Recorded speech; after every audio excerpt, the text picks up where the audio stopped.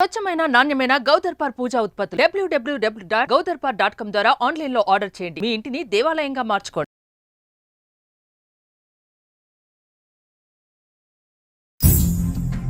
తిరుపతి నేను క్యాంప్కి వెళ్తున్నాను అన్నారు. ఈయన వెళ్ళిన ఒక 1 అవర్ కి ఆమె డోర్ లాకేస్తుంది.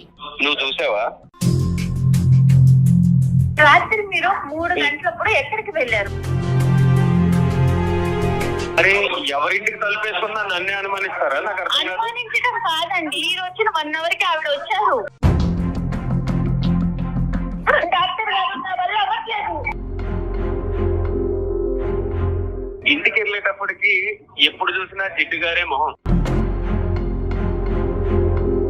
ఏం మాట్లాడుతున్నారు రమేష్ గారు? అసలు మీరు ఇంట్లో మేకప్ వేసుకుని ఉంటారండి ఆడవాళ్ళు.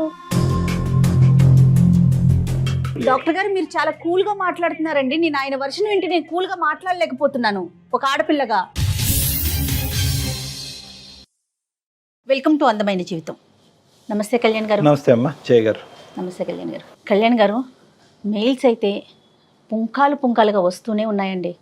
కాకపోతే ఆ మెయిల్ని చూసి ఆ పరిస్థితిని బట్టి నేను కాల్స్ తీసుకుంటున్నాను. రాత్రి మీనా అని ఒక అమ్మాయి మెయిల్ చదివానండి. సో వెంటనే డిస్కస్ చేయాలనిపించింది ఆ ఇష్యూని. తన ఫీలింగ్ ఏంటంటే తన భర్త తన చేయి దాటిపోతున్నాడు, తనకు దక్కకుండా అయిపోతున్నాడు, అది కూడా ఒక కమ్యూనిటీలో జరుగుతున్న ఒక ఇష్యూ వల్ల అనేది తను చెప్తా ఉంది. కమ్యూనిటీలో ఎదురుగా ఉండే ఒక ఫ్లాట్లో నుంచి జరుగుతోంది ఇంకొక ఆవిడ వలన. తిని చెప్పేదాన్ని బట్టి ఆ మెయిల్ని బట్టి చూస్తా అంటే ఒకసారి మాట్లాడాలనిపించింది కళ్యాణ్ గారు. చాలా కామన్ సబ్జెక్ట్ అయిపోయిందమ్మా. అవునవునవును. అయితే అంతకన్నా ముందు ప్రేక్షకులకు ఒక మాట చెప్పాలనుకుంటున్నాము. మీకోసం మీతో మాట్లాడాలనుకునేవారు అడుగుతూ ఉన్నారు. వాళ్ళ నెంబర్ మనం ఇచ్చేస్తున్నాము, బట్ మళ్ళీ కూడా అడుగుతూ ఉన్నారు. ఒకసారి డాక్టర్ గారితో ఎవరు మాట్లాడాలనుకున్నా కూడా ఎపిసోడ్లోనే ఒక స్ట్రిప్ వస్తుంది, డాక్టర్ గారి నెంబర్ వస్తుంది. డెఫినెట్గా కాల్ చేయండి, అపాయింట్మెంట్ తీసుకోండి, మాట్లాడండి. రైట్, అమ్మాయికి ఫోన్ చేయనండి. తప్పకుండా. మీనా అండి. ఎక్కడమ్మాయో? హైదరాబాద్ అని మెయిల్లో చూశాను డాక్టర్ గారు. నేను చాలా క్లియర్గానే పెట్టిందండి మెయిల్. హలో మీనా అండి? అవునండి, నేను జయానండి, అందమైన జీవితం ప్రోగ్రామ్ నుంచి కాల్ చేస్తున్నాను. నమస్తే మేడం. నమస్తే మీనా, మాట్లాడొచ్చండి మీతో? మాట్లాడచ్చు. ఎస్, నాతో పాటు డాక్టర్ కళ్యాణ్ చక్రవర్తి గారు కూడా ఉన్నారు. నమస్తే డాక్టర్ గారు. నమస్తే మీనా. మీ విషయం కొంచెం నేను బ్రీఫ్గా చెప్పాను, బట్ మీరు ఒక్కసారి ఎక్స్ప్లెయిన్ చేయండి మీనా. డాక్టర్ గారికి ఇస్తున్నాను.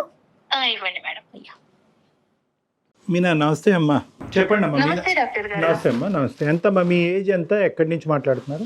నా ఏజ్ 35 అండి. మేము వైజాగ్ నుంచి మాట్లాడుతున్నాం. పెళ్ళయి 8 years అయింది. 8 సంవత్సరాల నుంచి ఎప్పుడు అనుమానం లేదు. నాకు ఒక 6 నెలల నుంచి నా భర్త మీద కొంచెం అనుమానం స్టార్ట్ అయింది. దాని గురించి నేను మీ అందమైన జీవితం ప్రోగ్రామ్ చూసి మెయిల్ చేశాను మేడం కి. చెప్పండి మీనా, అనుమానం రావటానికి గల అంటే ఏ ఇష్యూస్ ద్వారా మీకు అనుమానం వచ్చింది? ఎలాంటి అంశాలను చూసారు ఏంటి? ఒక 6 నెలల నుంచి నా ఎదురు ఒక అమ్మాయి వచ్చేసింది. ఆమె చాలా అందంగా ఉంటది అనమాట. ఓకే. ఆమెని చూస్తుంటే ఇంకేంటంటే ఆమెను చూడటము, ఆమె తిని చూడటము, ఇలా కొంచెం అనుమానం స్టార్ట్ అయింది నాకు. స్టార్ట్ అయినాక తను కిందకి వెళ్ళి పిల్లల్ని స్కూల్ కి తీసుకెళ్లటం, అక్కడ మళ్ళీ వాళ్ళిద్దరు కలిసి మాట్లాడుకోవటం, జస్ట్ మామూలుగా క్యాజువల్ గా తీసుకున్నా. తర్వాత అనుమానం అనేది ఎక్కువైపోయింది. అదొక క్లారిటీ అనేది నాకు కన్ఫ్యూజన్ చేసి నాకు అసలు ఏంటి వీళ్ళిద్దరి మధ్య ఏం జరుగుతుంది అని అబ్జర్వ్ చేస్తూ ఉన్నాను అనమాట. ఓకే. అబ్జర్వ్ చేయటము, వీళ్ళు కిందకెళ్ళి నవ్వుకోవటం, మాట్లాడటం, పిల్లల్ని బస్ ఎక్కించినాక మళ్ళీ కిందే టైం స్పెండ్ చేయటం, ఇలా జరుగుతూ ఉంది మేడం. ఓకే. అసలు నేను ఒక క్లారిటీకి రాలేకపోయాను. పిల్లలండి? పిల్లలు ఒక బాబు నాకు. ఓకే.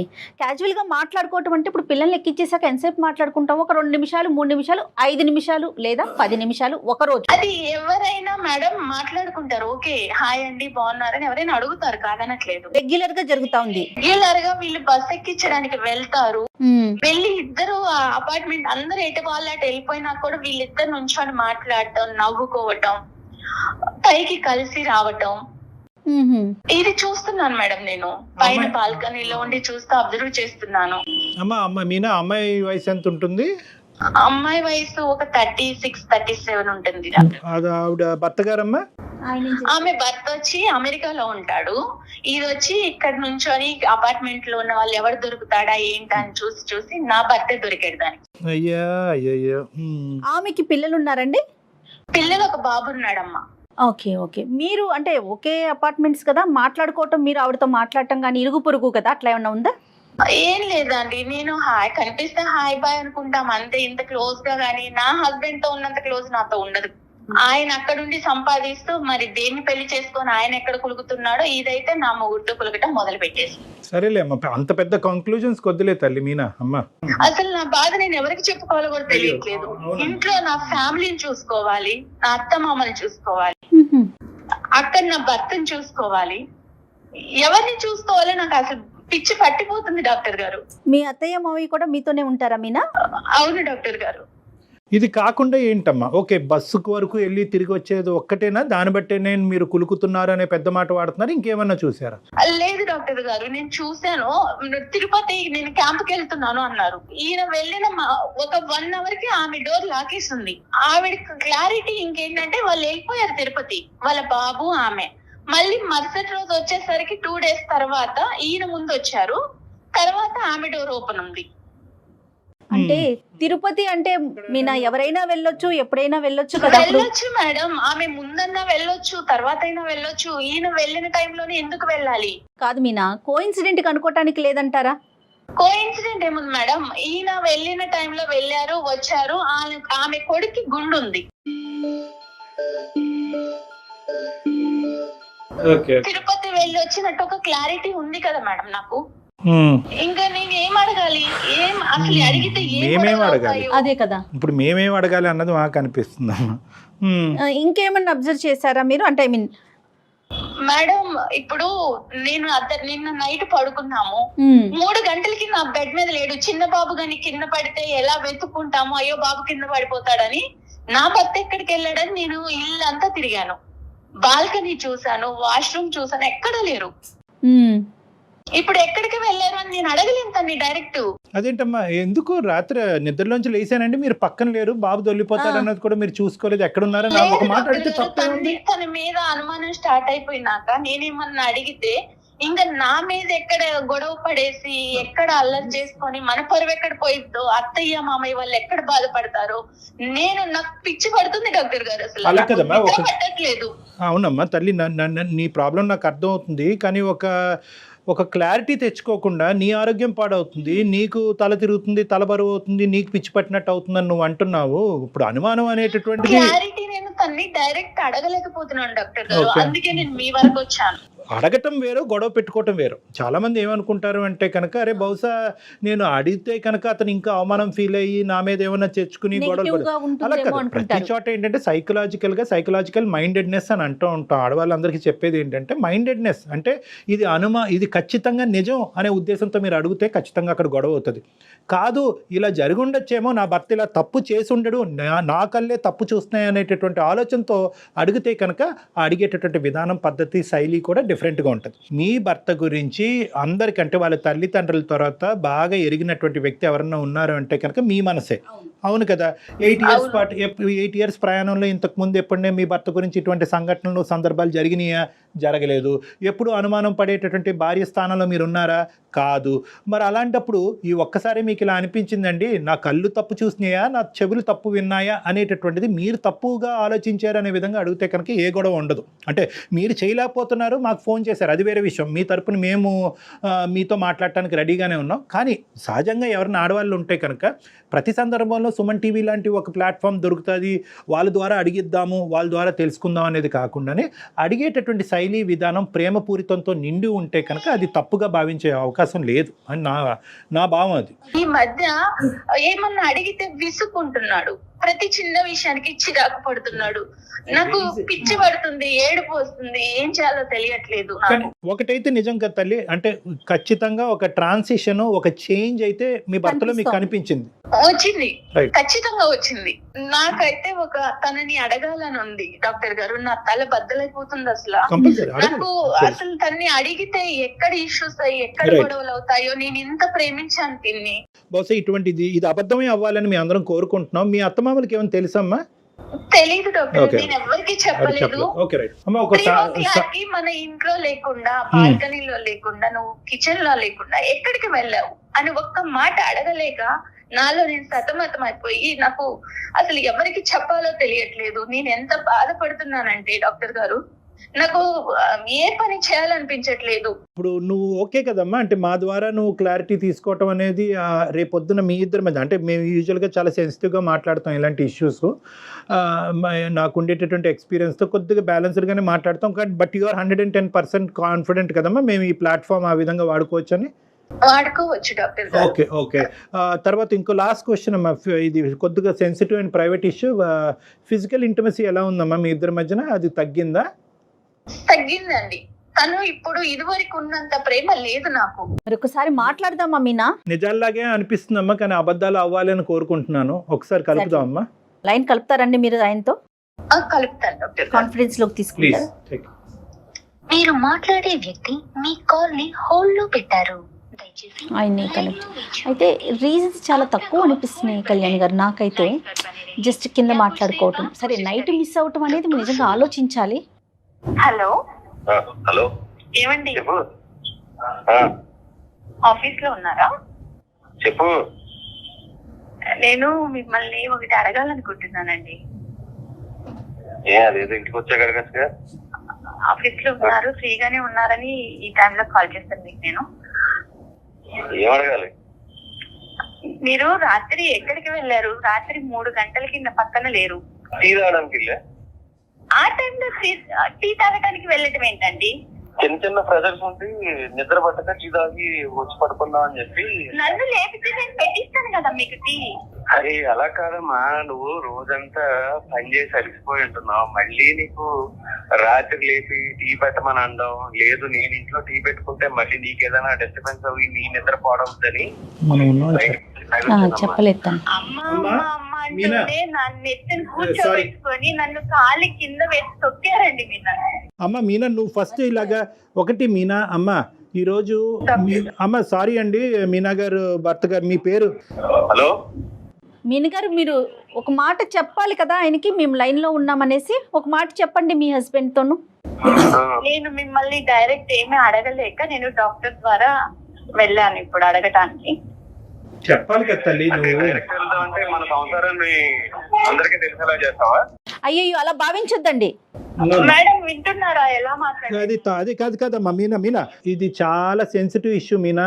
మనం మన తరపున అతన్ని సర్ప్రైజ్ చేసాం ఇక్కడ, కాబట్టి ఫస్ట్ మా తరపున ఆవిడ తరపున మా అపాలజీస్ అండి. అంటే ఆవిడ చాలా బాగా స్ట్రెస్లో ఉంది, ఆవిడ ఏం చేస్తున్నారో కూడా ఆవిడకి తెలియట్లేదు. చాలా రోజులు బట్టి ఒక చేదు అనుభవాల్ని కొన్ని ఆవిడ దిగమింగుకుంటుంది, అడగలేక కక్కలేక సతమతం అవుతుంది. మా హెల్ప్ తీసుకుని మా ద్వారా ఆవిడ మనసులో ఉండేటటువంటి 2-3 ప్రశ్నలు మిమ్మల్ని అడగాలి అని అనుకుంది. సరే, ఆమె ప్రాబ్లం ఏంటో అడగండి డాక్టర్ గారు, మీ ద్వారానే క్లారిఫై చేయండి. అడగనియండి, ఆవిడని అడగనియండి, మేము బ్యాక్గ్రౌండ్ లో ఉంటాం, ఆవిడని అడగనియండి. ఏమండి, రాత్రి మీరు 3 గంటలప్పుడు ఎక్కడికి వెళ్ళారు? నేను టీ తాగడానికి వెళ్ళాను. టీ తాగడానికి బయటికి ఎందుకు వెళ్ళాలి? నేను ఉన్నా కదా పక్కన, నన్ను లేపితే నేను పెట్టిస్తాను కదా మీకు. నేను ఇంతకు ముందు చెప్పా, మళ్ళీ చెప్తున్నానమ్మా, నిన్ను రాత్రి అంతా నాకు నిద్ర లేదు, నాకు టీ తాగితే నిద్ర వస్తుంది అనిపించింది. కాకపోతే నువ్వు డే అంతా పని చేసి ఉంటావు, మళ్ళీ నిన్ను నిద్ర లేకపోవడం ఎందుకు? ఒకవేళ నేను పెట్టుకున్నా సరే నీకు ఏదైనా డిస్టర్బెన్స్ వస్తుందని బయటికి వెళ్ళి తాగొచ్చాను. అంటే ఎదురించి 204 కి టీ తాగడానికి వెళ్ళారా మీరు? 204 ఏంటి? నాకు అన్ని తెలుసండి. 204 కి ఎందుకు వెళ్తున్నారో తెలుసు. 204 ఆ ఎదురించి సిక్కులాడుంది, ఆ తక్కులాడుంది, దాంతో మీరు మాట్లాడటం చూశాను. కింద మీరిద్దరు ఇటకలు పగపగలు చూశాను.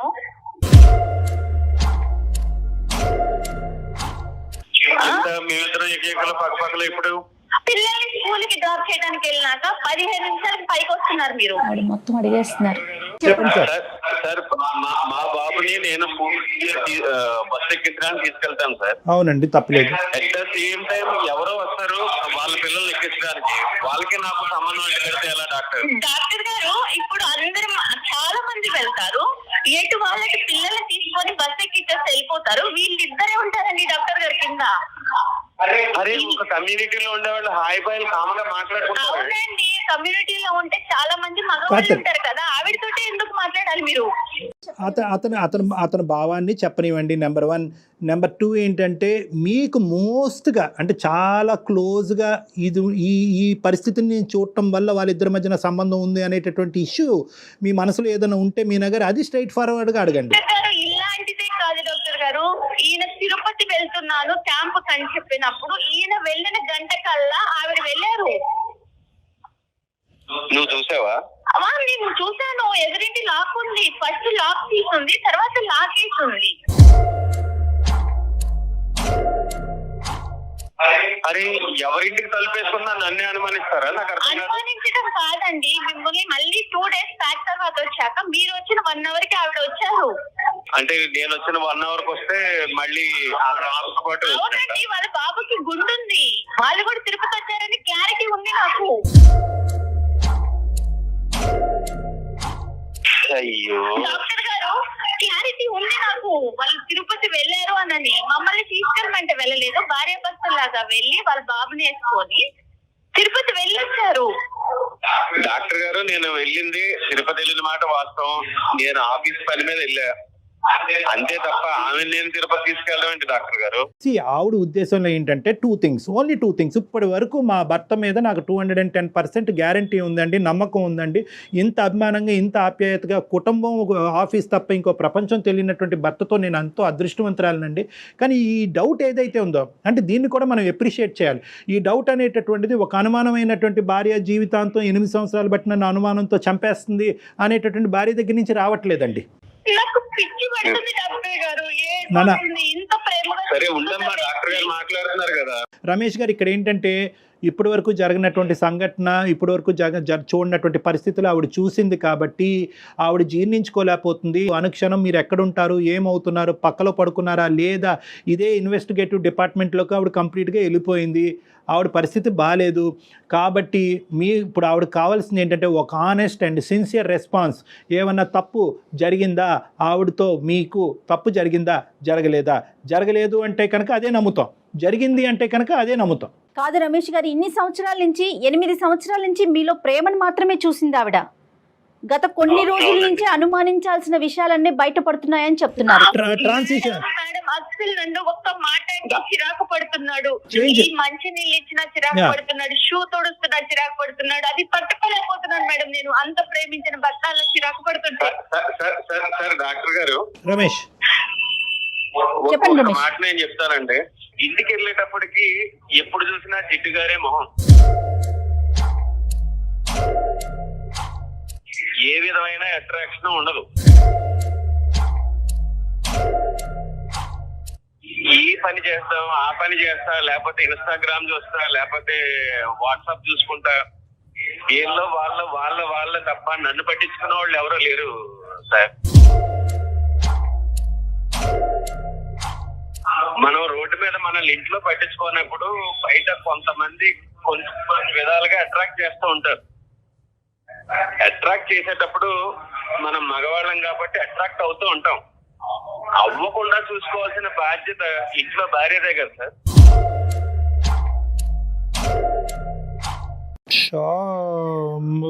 రమేష్ ఆయన వర్షన్ ఆయన చెప్పాడు కదా.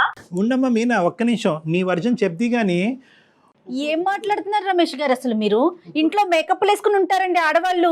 సడన్ గా 8 సంవత్సరాల తర్వాత ఒక భార్య జిడ్డు మొహంతో కనిపిస్తుంది అనే ఫీలింగ్ మీకు వచ్చింది అంటే రమేష్, ఖచ్చితంగా ఇక్కడ జిడ్డు మొహం కంటే అక్కడ ఏదైనా అట్రాక్షన్ ఎక్కువైందా అన్నది మనం ఆలోచించుకోవాలి. ఒక్కసారి మీరు ఆలోచించండి రమేష్, మీరు ఏం మాట్లాడుతున్నారు? మీరు ఫస్ట్ ఆఫ్ ఆల్ ఏంటంటే అక్కడ ఒక అట్రాక్షన్ కనిపించిన తర్వాత ఇక్కడ డిస్ట్రాక్షన్ మొదలైందా, లేదంటే ఇక్కడ ఈ డిస్ట్రాక్షన్ మొదలైన తర్వాత అక్కడ అట్రాక్షన్, ఏదైనా తప్పేలేండి, ముందేంటి వెనకట్లే, కానీ రెండు తప్పులే. డాక్టర్ గారు మీరు చాలా కూల్ గా మాట్లాడుతున్నారండి. నేను ఆయన వర్షన్ వింటే నేను కూల్ గా మాట్లాడలేకపోతున్నాను ఒక ఆడపిల్లగా.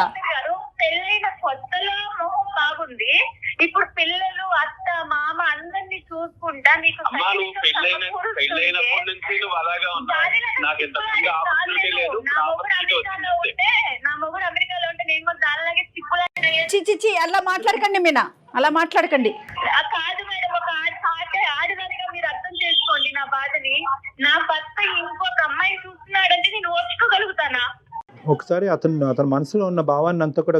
రమేష్ ఇంకా ఏమన్నా ఉందా రమేష్? ఇంకా అంటే మీ భార్య గురించి 8 సంవత్సరాల పాటు మీరు బయటకు చెప్పలేనటువంటి అంశాలు ఇంకేమైనా ఉన్నాయా? ఏమీ లేదు సార్. ఇంటికి వచ్చేటప్పటికి ఆ జిడ్డు మారే మొహం కాకుండా. దయచేసి ఆ మాట అనకండి రమేష్ ప్లీజ్. Sorry madam. మా సారీ ఎందుకండి బాబు? అవును నీ మొహం జిడ్డుదారితోనే ఉంటది. ఇప్పుడు ఎందుకు వచ్చింది మీకు? మీ మాటలని తప్పు రమేష్. తప్పు చేశారా? తప్పు జరిగిందా? డాక్టర్ గారు నా వల్ల అవ్వట్లేదు. మీనా సారీ అమ్మా, అది తప్పు అయితే జరిగింది డాక్టర్ గారు. చూడండి డాక్టర్ గారు ఎలా చెప్పుకొని ఒప్పుకున్నాడు. నాది క్లారిటీ అదే చెప్తున్నాను మీకు. తప్పు జరిగింది అనేటటువంటిది సమర్థించుకుంటున్నారా రమేష్? పశ్చాత్తాపం పొందుతున్నారా ఇప్పటికైనా రమేష్? పశ్చాత్తాపమే పొందుతున్నానంట. ఆ అమ్మాయి గుండె పగిలి చచ్చిపోద్దయ్యా. ఆ అమ్మాయిని ఒక పనికిరాని వస్తువులాగా ఇన్ని రోజులు ఆ అమ్మాయిని ఒక టిష్యూ పేపర్ లాగా వాడుకుని ఇప్పుడు సడన్గా టిష్యూ పేపర్కి జిడ్డు పట్టింది కాబట్టి పక్కన పడేస్తున్నాను అనేటటువంటి మాట మాట్లాడుతూ నీకంటే బయట వేరే అట్రాక్షన్ దొరికింది కాబట్టి ఆ అమ్మాయితో నేను కులుకుతున్నాను. సారీ, నేను ఈ మాటలు ఎప్పుడు వాడలేదు. కానీ ఈ విధమైనటువంటి ఆ అంశాన్ని సుమన్ టీవీ ద్వారా మేము ఈ బ్రేకింగ్ న్యూస్ ఆ అమ్మాయికి అందించడం అనేది మేము చాలా బాధపడుతున్నాం రమేష్. రమేష్ గారు వేరే రకంగా భావించొద్దు, అసహ్యంగా అనిపిస్తోందండి వినటానికే. డాక్టర్ గారు నేను ఒక్కటే అడుగుతా డాక్టర్ గారు, తను ఇంకా ఫైనల్ గా ఒక్కటే అడగాలనుకుంటున్నాను. చెప్పు నాన్న. చెప్పు. ఏ రోజన్నా నేను మీకు ఏ విషయంలో అయినా తక్కువ చేశానా? లేదు. మరి ఎందుకు జిడ్డు మొహం వచ్చింది? ఈ 8 years లో మీకోసమే కదండి నేను. ఒకటి రమేష్ ఇది చాలా ఇరిటేటింగ్గా ఉంది. ఏమండి మీ భార్యని ఏమండి మీ ఇన్ షర్ట్ బాగా చేసుకోండి, చొక్కా ఇస్త్రీ చేసుకోండి అని చెప్పేటటువంటి ధైర్యం ఆవిడకున్నప్పుడు నువ్వు నీట్గా తయారవు అని అడగటాన్ని అనే హక్కు మీకు లేదా? ఏకంగా అక్రమ సంబంధాలు పెట్టేసుకోవటమేనండి జిడ్డు మొహాలు కనిపిస్తున్నాయి కాబట్టి? ఇంతేనా జీవితం అంటే? ఇంతేనా బంధం అంటేనే? ఇంతేనా పెళ్ళి అంటే? మారదు డాక్టర్ గారు. సార్ ఎలా చెప్తారండి మీరు మారినాలని? మీరు చెప్పి చూసారా? ఏ రోజున నాకు చెప్పారా? మీరు చెప్పేది ఏంటండి? చెప్తే రెడీ అవుతా అమ్మాయి? చెప్తే మీకు కావాల్సినటువంటి విధంగా ఉండదా? ఇంత కష్టాన్ని కొని తెచ్చుకుంటుందా? పెళ్ళైనప్పుడు ఎలా ఉన్నారో, ఒక 8 ఏళ్ళు సంసారం చేసి ఒక పిల్లకి ఒక పిల్లోడికి తల్లి అయిన తర్వాత కూడా అలానే ఉంటారండి ఆడవాళ్ళు. ఇక్కడ ఎలా ఉంటాము డాక్టర్ గారు? అత్త మామలకి సేవ చేసుకోవాలి. పెద్ద అత్తయ్య. అమ్మాయి సామాన్య గృహిణి ఎలా ఉంటారండి? నేను ఏదో చూసుకుంటాను. అమ్మ ఇలాంటి సంఘర్షణలు జీవితంలో చాలా కామన్. బ్యాడ్ లక్, ఇది బ్యాడ్ లక్ కాదనట్లేదు. కానీ ఈ రోజు నుంచి అయినా కూడా రమేష్లో ఏమైనా మార్పు వచ్చిందా, కనువిప్పు కలిగిందా అనేటటువంటి అంశం అతను తెలుసుకోగలిగితే కనుక ఏ ప్రాబ్లము లేదమ్మా. కాదు నేను చేసినటువంటిది తప్పు కాదు, దీన్ని వెనక అనేటటువంటి తన తప్పుని సమర్థించుకునేటటువంటి తత్వం అతనికి ఉంటే కనుక బహుశా జీవితంలో చాలా కష్టాలు వచ్చే అవకాశం ఉన్నాయి. నేను తప్పు చేశాననే పశ్చాత్తాపం ఉంది. రైట్. మరి జిడ్డు మొహం ఇవి నీట్గా తయారవలేదు, ఇవన్నీ ఎందుకు వచ్చినాయండి? అంత చక్కగా చేసి ఇంతవరకు మీకు తన జీవితాన్ని త్యాగం చేసేటటువంటి ఒక ఆడదాని గురించి అసలు మీకు నోరు ఎలా వచ్చింది అలా మాట్లాడటం గురించి? నేను తప్పు చేశాను కదా డాక్టర్ గారు, నేను ఇలా ఉంది నా అందాన్ని కూడా నేను మర్చిపోయాను. నేను తప్పు చేశాననేటటువంటి భావంతో బాధపడి ఒక డిఫెన్స్ మెకానిజం ఉపయోగిస్తున్నాడు. ఏంటంటే నేను తప్పు చేశాను కదా, ఆ తప్పుకి ఇదిగో నువ్వే కారణం అని చూపెట్టేటటువంటి ప్రయత్నం చేస్తున్నాడు. కానీ అతనిలో ఒక మంచితనం ఉంది, మార్పు వచ్చేదానికి అవకాశం ఉంది. అతను కేవలం నీ సైడ్ ఏదో చూపెట్టాలి కాబట్టి, అతను తప్పుని సమర్థించుకోవాలి కాబట్టి మాట్లాడేటటువంటి మాటలే. నువ్వు చేసినటువంటి ఇప్పుడు వరకు నువ్వు చేసినటువంటి ఏ కార్యక్రమం కదా మీ అత్తగారికి కానీ మీ భర్తకు కానీ అందరూ సమర్థిస్తారు. మీ భర్త గారికి కూడా బాగా తెలుస్తుంది, రమేష్ కూడా బాగా తెలుస్తుంది. ఫైనల్ గా మీరేం చెప్తారు చెప్పండి, మీ ఒపీనియన్ చెప్పండి. మీరు ఏం చేయదలుచుకున్నారు? ఆ అమ్మాయి కాన్ఫిడెన్స్ ఇవ్వండి, ఒక నమ్మకం ఇవ్వండి. ఇక మీదట ఇలాంటి తప్పు అయితే జరగదు. నేను నీకు మాట ఇస్తున్నా, ఇప్పుడున్న మన ఫ్లాట్ సేల్ చేసి వేరే ప్లేస్ కి మనం షిఫ్ట్ అయిపోదాం. మన సొంత ఫ్లాట్ వదులుకొని మనం ఎందుకు వెళ్ళాలి చెప్పండి ఒక్కటి. నో రమేష్, ఇక్కడ ఏంటంటే ఒకటి నిజంగా ఫ్లాట్ మారేటటువంటి అవకాశం ఉంటే కనుక ఖచ్చితంగా that is a good solution for the problem. తను ఏం చెప్పాలనుకుంటున్నారో నాకు తన నోటి వెంట వినాలని నేను మీకు ఫోన్ చేశాను. అదే అదే చెప్పారు మీనా, రమేష్ గారు అదే చెప్తున్నారు మీనా. రమేష్ గారు నాకంటే మించినటువంటి సొల్యూషన్ చెప్పారు. అంటే ఎవరు చెప్పరు, సొంత ఫ్లాట్ అమ్మేసుకుని వేరే దానికి వెళ్ళిపోదామని అన్నారు. డాక్టర్ గారు నేను తను ఏదో బాధ పెట్టాలని నేను అడగాలని కాదు, కాదు నాకు ఒక క్లారిటీ, నా మనసు తను నేను ఎంత ఇష్టపడుతున్నానో నాకు తెలుసు, తనకి తెలుసు. అది అర్థమవుతోంది మీనా, అర్థమవుతోంది. కానీ అతను ఇప్పుడు ఇచ్చినటువంటి ప్రామిసెస్లో ఒక సిన్సియారిటీ కనిపిస్తుంది. తప్పు ఒప్పుకున్నాడు, అతను సిన్సియర్గా అతను అపాలజీ అడిగాడు కాబట్టి క్షమించేటటువంటి ధోరణిలోకి నువ్వు రావాలి. నమ్మకంగా మళ్ళీ మీరు ఇద్దరు కూడా హ్యాపీగా ముందుకు ప్రయాణం కొనసాగించాలమ్మా. సరే డాక్టర్ గారు. ఓకేనా? All the best Meena. అతను అడిగాడని కాదు కానీ నీ గురించి కూడా నువ్వు చూసుకో అమ్మా. Okay, compulsory. All the best, good luck అమ్మా, God bless both of you. Ramesh, all the best and thank you for talking to us. Okay అమ్మా, ఓకే మీనా, బాయ్. ఈ అమ్మాయి యొక్క ఫ్లెక్సిబిలిటీని మనం అప్రిషియేట్ చేయాలమ్మా. అట్ ద సేమ్ టైం తప్పు చేసినటువంటి రమేష్ని ఒప్పుకోవటాన్ని కూడా మనం అప్రిషియేట్ చేయాలి. తప్పు చేశాడు, తప్పు చేసినటువంటి వ్యక్తిని ఇంకా ఖండించి తిట్టి పుండి మీద కారం జల్లకుండా అతను మాట్లాడుతూ లోపల గిల్టీ ఫీల్ అవుతున్నాడు. గిల్టీ ఫీలింగ్ వల్లే బయటకు ఆ మాటలు చెప్తున్నాడు.